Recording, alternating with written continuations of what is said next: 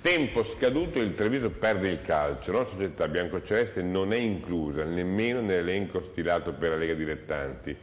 La quota Sartori ormai ha preso un filo, può essere salvata soltanto dall'intervento del presidente federale Abete. Senza federazione per lo stadio, Gobbo e De Checchi non firmano il via libera. Insomma, un disastro davvero incredibile. Sì, tra l'altro un crollo è venuto in poco tempo, dopo un periodo buono. Qui probabilmente c'entrano tanto scelte gestionali della società quanto la difficoltà legata allo stadio, alcune forzature. Insomma, mi pare una situazione molto difficile da recuperare, anche se ovviamente la speranza è l'ultima a morire, come sempre, per chi ha nel cuore l'amore per la propria città e conseguentemente per la propria squadra. Lei sta a metà strada fra due disastri calcistici come residenza. Venezia e Treviso, sì.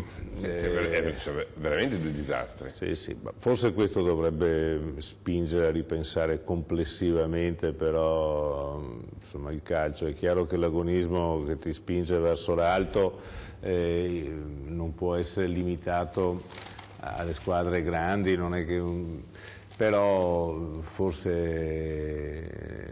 limitare le pretese, tornare a uno sport un po' meno televisivo, un po' più autentico, insomma non lo so se poi è tutto un male. Certo, avere la squadra nelle prime serie è motivo di orgoglio per la città, però è anche credo che insomma anche tornei di livello inferiore, se noi vogliamo bene alla squadra e forse la squadra riesce a farsi voler bene di più dalla propria città, se rimane più autentica, più proporzionata ai propri livelli, forse questa rivalità tra due città molto vicine, con tutti i problemi economici che hanno oggi le squadre che ambiscono ai primi livelli, non ha aiutato molto insomma, la qualità dello sport. Però c'è da una parte il disastro appunto del Treviso e del Venezia, ricordiamo che anche Venezia è un altro disastro, e non lontano da noi c'è un caso clamoroso come Chievo.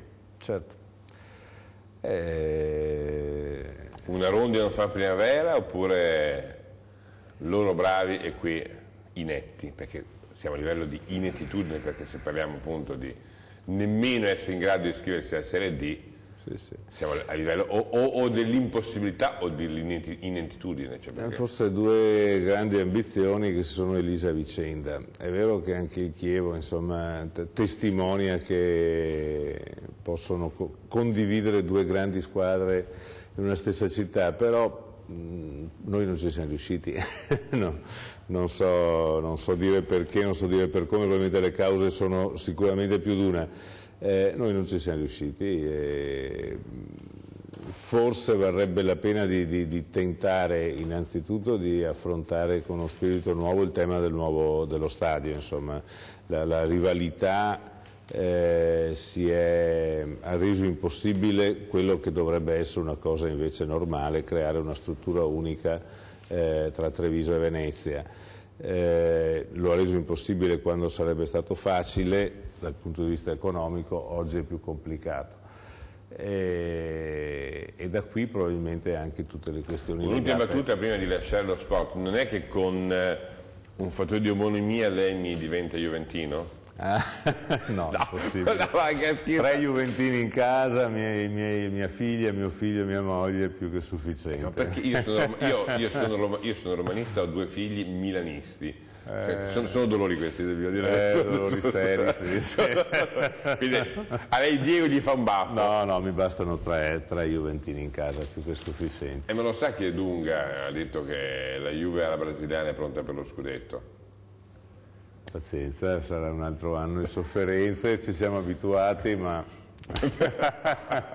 Vabbè.